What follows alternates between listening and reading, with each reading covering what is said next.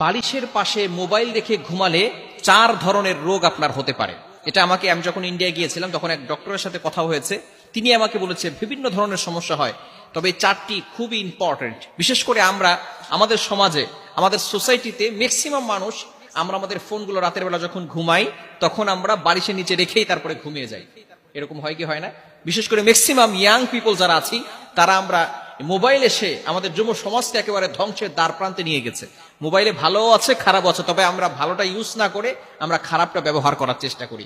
বিশেষ করে বালিশের পাশেই আমরা মোবাইল রেখে তারপরে ঘুমিয়ে যাই। আবার কিছু কিছু মানুষের ঘরে এমন ভাবে সেটিং করা আছে, একেবারে ঘরের পাশে খাটের পাশেই তার চার্জারের জন্য ব্যবস্থা করা আছে। মোবাইল চার্জে দিয়ে সেখানেই বালিশের পাশে মোবাইল রেখে চার্জে দিয়ে সে সেখানে ঘুমিয়ে পড়তেছে, যার কারণে বিভিন্ন ধরনের রোগ হওয়ার সম্ভাবনা আছে। এক নাম্বার হচ্ছে হৃদরোগ হওয়ার সম্ভাবনা আছে। যে বালিশের পাশে মোবাইল রেখে ঘুমিয়ে যায় তার হৃদরোগ হওয়ার সম্ভাবনা আছে। এবং দ্বিতীয় নাম্বার হচ্ছে মাথা ব্যথা হয়। অনেক সময় আমরা বুঝি না কেন যেন মাথা ব্যথা হচ্ছে, ঘুম থেকে ওঠার পরে মাথা ব্যথা করতেছে। মাথা ব্যথা হওয়ার অন্যতম একটি কারণ হচ্ছে এই বালিশের নিচে মোবাইল রেখে দেওয়া। এবং তৃতীয় নাম্বার হচ্ছে ব্রেন ক্যান্সার হওয়ার সম্ভাবনা আছে। মানুষের ইন্টেলেকচুয়াল পাওয়ার, মেধা শক্তি দুর্বল হয়ে যায়। শুধু তাই নয়, ব্রেন ক্যান্সার হওয়ার একটা প্রবল সম্ভাবনা তার হয়ে যায় যদি বালিশের নিচে মোবাইল রেখে ঘুমায়। এজন্য অবশ্যই